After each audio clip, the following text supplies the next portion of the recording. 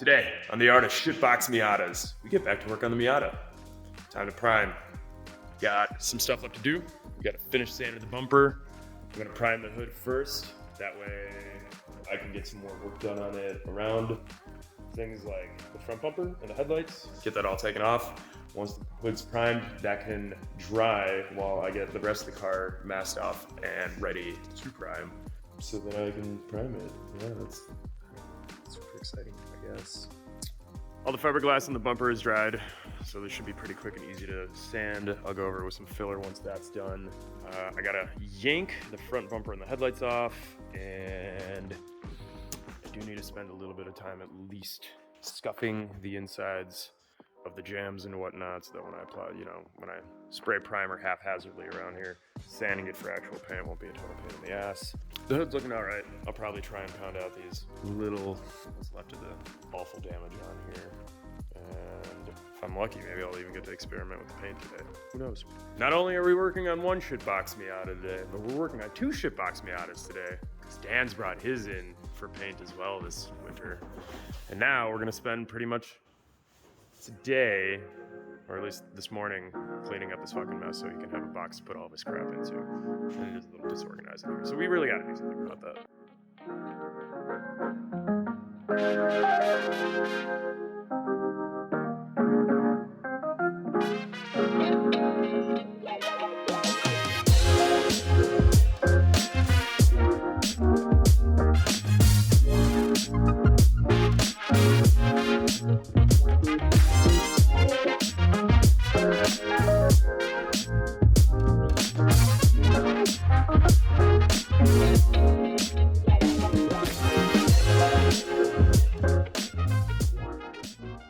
Fun little fact, kids.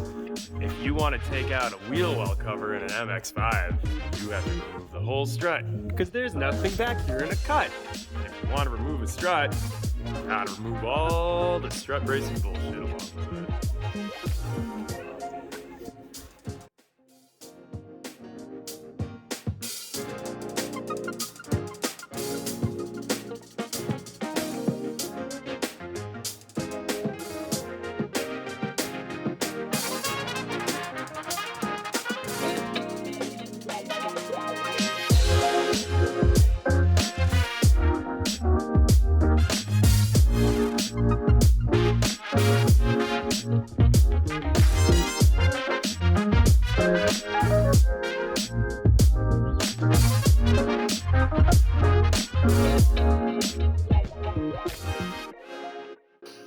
Alright, so I got the stock front disassembled. I'm just measuring up the new NC3 club front on here. Looks pretty good. It's pretty impressive how much of an air opening you have in here compared to the NC1.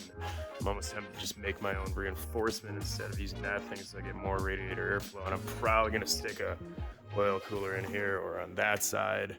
There's definitely plenty of room in here if I ever went turbo and wanted a V-mount, considering the amount of room up here as well. That's way into the future if it's even ever going to happen in this car. Looks pretty good. I like it.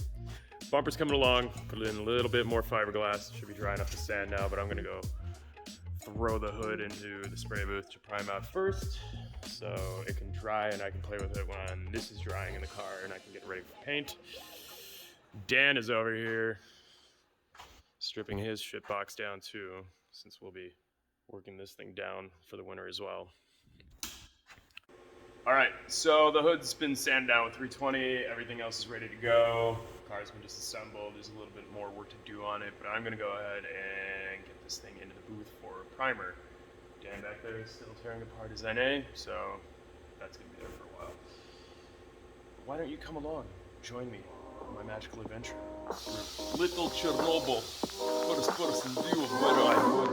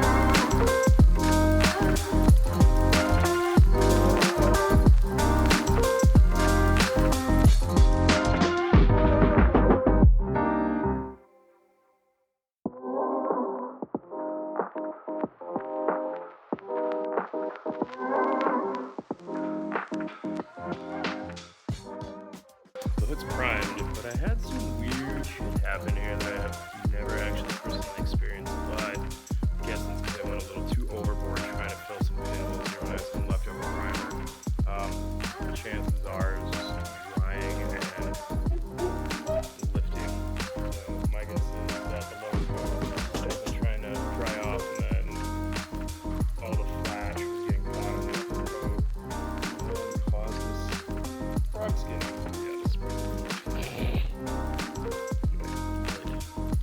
Whatever. We'll see what happens. Lesson learned. Do not try and fill pinholes with primer. Alright. Let's get this thing in the booth.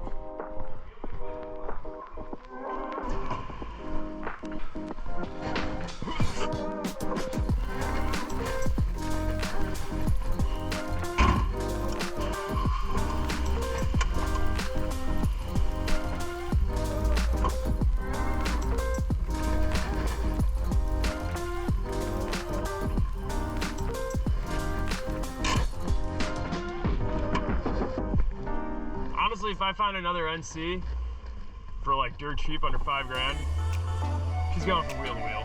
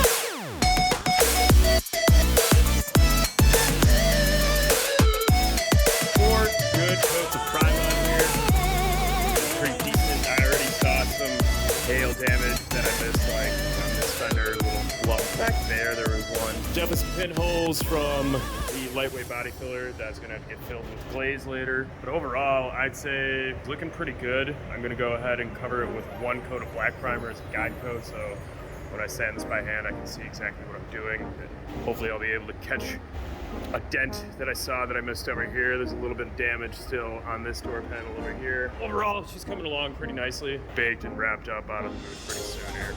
Finished up priming the Miata. It's looking pretty good. About 2 coats of black primer on top of those coats of white primer. It's really reduced. It's just really there more for a guide coat. I've already found like one hail damage I missed while doing the body work the first time through, so I'm glad it's showing up pretty quick and easy. A lot of pinholes to cover with some glaze and stuff. Well, that's what happens when you use lightweight fillers. You don't go with glaze right away, but I much rather fill up with primer first and see what I'm doing. That way I don't have to waste a ton of glaze. But overall, I think we did pretty well. It's coming along. Not the best looking Miata yet. Still kind of a shitbox. Why?